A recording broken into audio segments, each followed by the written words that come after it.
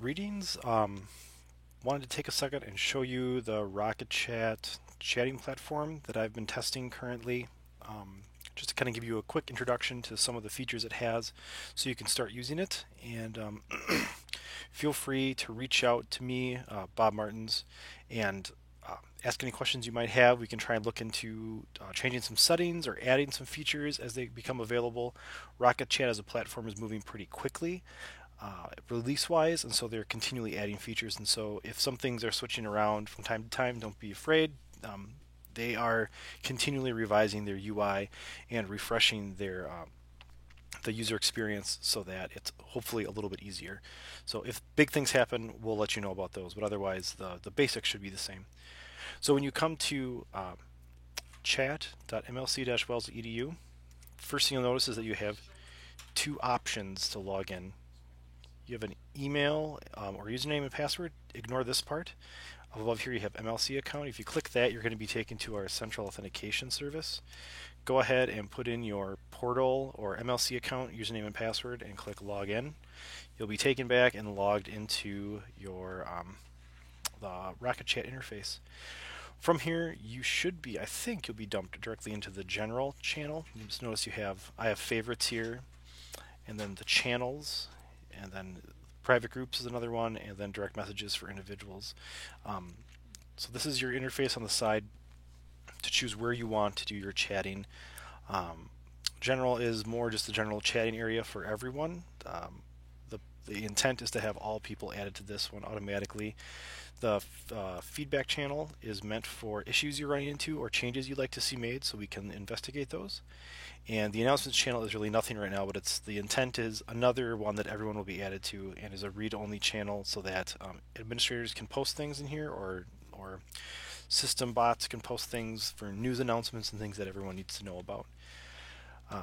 The first thing to do when you go in is click on, right here you'll have your initial in the corner up here. If you click on that, you can go to My Account and you can do things like, on your profile, change your picture, so you can upload a picture or give it a URL.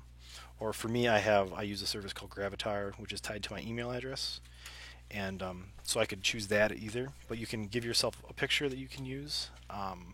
The name, username, and email address are all set by our directory here on campus, so you can't change those.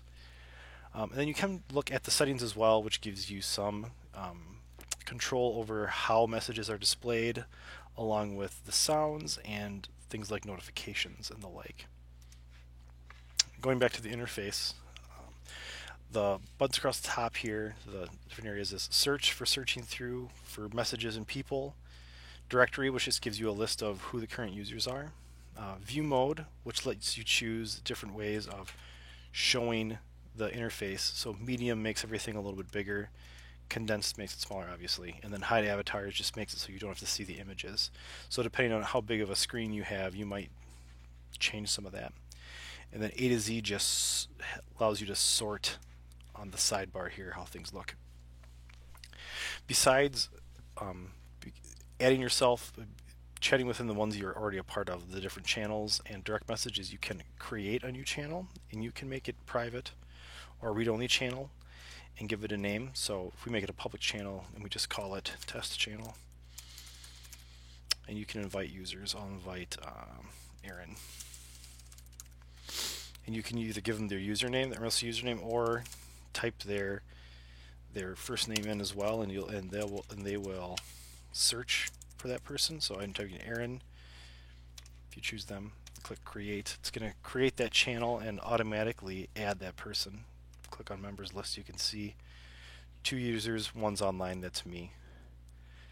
And all users. You can see Aaron and me. And Aaron just came online. Thank you, Aaron. Thank you. Hi, Aaron. So Aaron and I can chat back and forth here in this area. We also can do it via direct messages, which is just a one-on-one conversation between the two of us. If I put an @ symbol and start typing Aaron's name, I'm going to be able to give him a notification that he's been mentioned, has been mentioned. It's also going to change it to his actual name in the system, and he will receive a notification then that there has been someone has mentioned him in one of the chat rooms.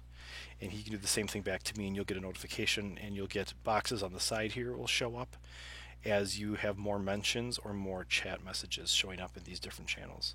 So that's how you can work with your own channels. In other channels, you just can type as normal and they'll show up. Here you can see I was using another account to test some notifications, and you have Robert Martins highlighted in blue, and that was a mention for me, and that sent a notification to me so that I knew it was coming.